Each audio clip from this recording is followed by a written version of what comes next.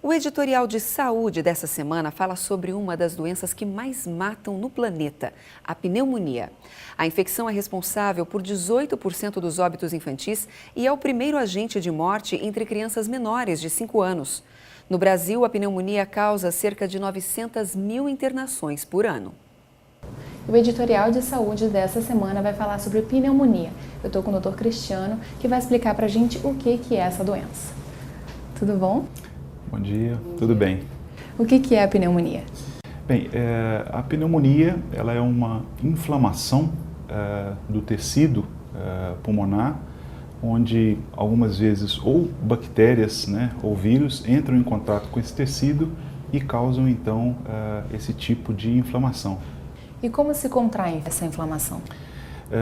Geralmente, essa inflamação ela pode estar relacionada ou a uma baixa de imunidade dessa pessoa, pode também estar relacionado também a alguma outra doença, como asma, como DPOC, bronquite, enfisema e muitas vezes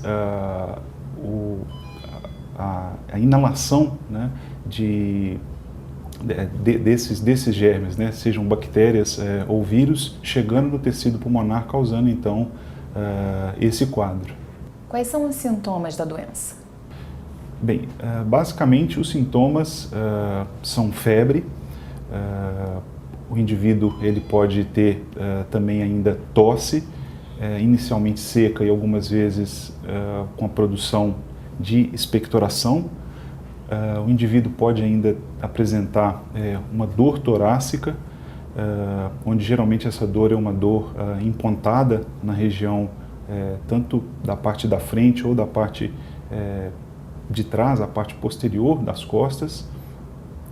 O indivíduo também é muito comum queixar também de falta de ar e algumas vezes uma diminuição do apetite, uma queda importante do estado geral.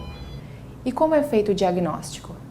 O diagnóstico da pneumonia é um diagnóstico clínico e é de fundamental importância a realização do raio-x de tórax, ou também conhecido como a chapa de pulmão.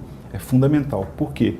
Porque simplesmente com esses sintomas que a gente tinha conversado anteriormente, a febre, a tosse, a dor empontada, a queda do estado geral e algumas vezes a falta de ar, isso pode também acontecer em outras doenças. Então é fundamental a realização do raio-x, para quê? Para poder realmente fechar esse diagnóstico, um diagnóstico clínico e radiológico. Como funciona o tratamento? Bem, o tratamento da pneumonia, em geral, ele é feito com antibióticos, para poder realmente debelar, poder tratar essa infecção. É feito também com broncodilatadores, algumas vezes também com alguns mucolíticos, ou seja, medicações que ajudam a colocar essa expectoração, esse catarro para fora, além de antitérmicos. Qual é a diferença entre a tuberculose e a pneumonia? Tem muita gente que se confunde entre uma e outra, né? Bem, a pneumonia, como a gente disse, né, e já explicou bem, ela tem realmente alguns sintomas em comum com a tuberculose. Por exemplo, a própria febre, a queda do estado geral e algumas vezes até a tosse. Bem, a tuberculose, ela geralmente a gente lança mão de alguns outros exames, além do próprio raio-x de tórax, a gente lança mão do exame do escarro, para poder realmente identificar o bacilo da tuberculose. Então, quando é identificado no escarro o bacilo da tuberculose, então, obviamente, você vai então orientar, vai iniciar então um tratamento específico. A pneumonia é uma doença perigosa? Sim, a pneumonia nós devemos tomar bastante cuidado, principalmente nos extremos de idade, em crianças e também em idosos. Quanto mais precoce, ou seja, quanto mais cedo, né, esse indivíduo ou mesmo, né, os familiares encaminham o paciente para o tratamento, isso sem dúvida nenhuma diminui bastante a gravidade do indivíduo realmente vir a ter realmente problemas. Muito obrigada, Dr. Cristiano. E a gente se vê no editorial de saúde da semana que vem. O primeiro tabelião de notas e protesto de Barueri conquistou o prêmio de qualidade total promovido pela Associação dos Notários e Registradores do Brasil, entregue pelo ministro da Justiça, José Eduardo Martins Cardoso, e por Eliana Calmon, ministra do Superior Tribunal de Justiça. O município conseguiu ser classificado na categoria Ouro, a maior da premiação. E os principais pontos considerados foram o fluxo e a eficiência no andamento de processos, a responsabilidade social e o planejamento estratégico. De acordo com o Biratã Guimarães, primeiro tabelião de Barueri, o mais importante é a busca saudável pelo aperfeiçoamento dos serviços à população, o que estimula os cartórios a melhorar sua estrutura e capacitar ainda mais seus colaboradores. A cerimônia foi realizada no 14º Congresso Brasileiro de Direito Notarial e de Registro em Salvador. De acordo com uma pesquisa realizada por um escritório de advocacia, a desistência na compra de imóveis na planta aumentou bastante nos últimos anos. E o TJ Alfa foi saber quais são os motivos para esse crescimento tão significativo. Um levantamento realizado em São Paulo mostrou que o número de ações na justiça para devolver imóveis comprados na planta aumentou quase 500% desde 2010. O principal motivo que leva a pessoa a desistir da compra do imóvel, sem dúvida, é o atraso na entrega desse imóvel. Mas também pode haver uma situação em que a pessoa comprou o imóvel e depois, durante o curso desse contrato, ela acaba tendo problemas de ordem pessoal que inviabilizam a continuidade do negócio. Depois de anos aguardando a entrega de um apartamento, esta compradora resolveu desistir da aquisição.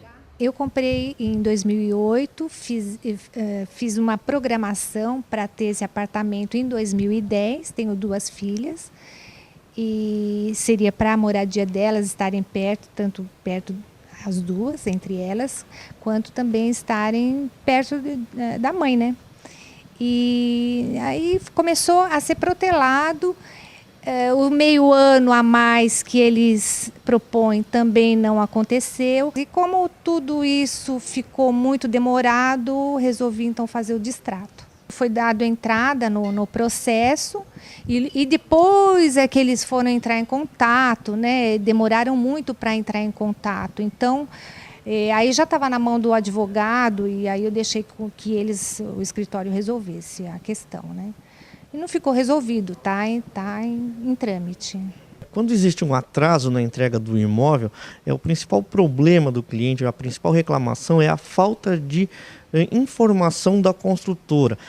Você compra um imóvel, na hora da venda te prometem uma série de coisas, te prometem a entrega numa data que está constando em contrato, e depois, quando atrasa, você não consegue conversar com mais ninguém dentro da empresa, você não tem mais uma informação clara a respeito do imóvel, quando vai ser entregue, por que atrasou, não tem uma resposta honesta e você acaba ficando aí sem uma perspectiva de quando vai receber o imóvel. Você planejou a sua vida com base naquela promessa da construtora e você começa a ter uma série de problemas, não só financeiros, como emocionais, de planejamento de vida, porque você não consegue um contato e uma resposta efetiva sobre aquilo que está acontecendo com o imóvel que você comprou.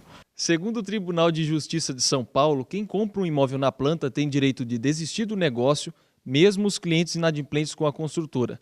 O valor pago deve ser devolvido em parcela única e a empresa pode reter de 10% a 15% desse montante, incluindo todas as taxas da compra.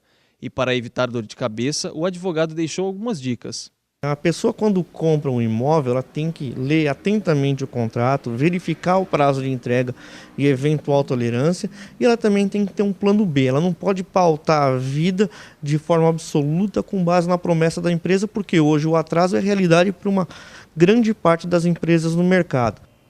E o TJ Alfa fica por aqui. Uma ótima noite para você e até amanhã.